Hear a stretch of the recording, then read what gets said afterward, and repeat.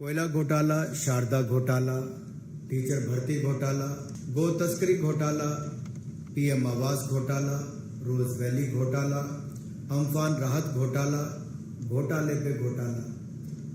ये मैं बहुत सारे राज्यों की बात नहीं, मैं एक ही राज्य की बात कर रहा हूं, पश्चिम बंगाल की।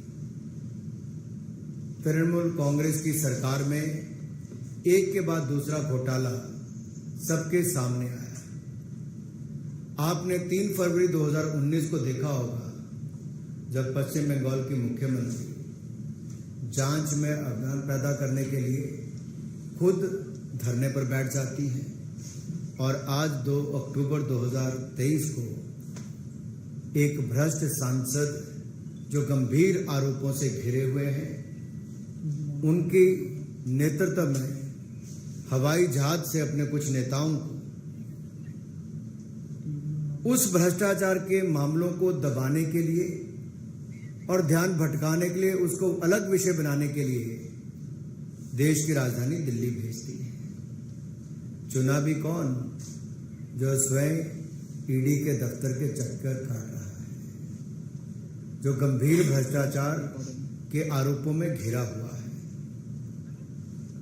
लेकिन बदले में आरोप क्या लगाते हैं कि पश्चिम बंगाल को केंद्र सरकार से Mahatma Gandhi national rural employment guarantee योजना में पैसा नहीं, प्रधानमंत्री आवास योजना में। मैं कुछ आंकड़े आपके सामने रखना चाहता हूं, जो दूध का दूध पानी का पानी करता है।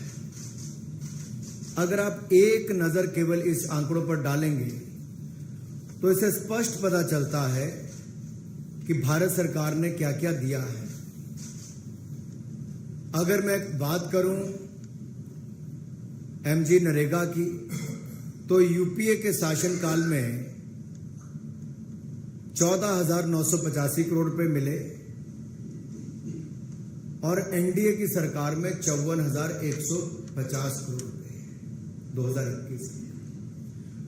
इसी तरह से ही प्रधानमंत्री आवास योजना में यूपीए के समय 4,466 करोड़ रुपए मिले, तो एनडीए के समय 30,000 करोड़ रुपए, लगभग 7 गुना से ज्यादा। अगर एनआरएलएम की मैं बात करूं, बैंक लिंकेज की, नेशनल लाइवलीहुड मिशन की, तो मात्र 626 करोड़ रुपए मिले थे यूपीए के समय, आज 74,034 करोड़ रुपए मिले, 12 गुना से ज्यादा।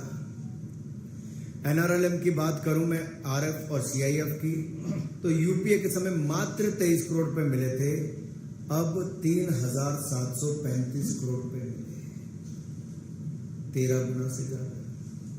इसी तरह से ही अगर वित्त आयोग की राशि की बात करूं तो 3,270 करोड़ रुपया यूपीए के समय मिला और एनडीए के समय 25,000 करोड़ रुपए के लगभग 8 गुना ज्यादा।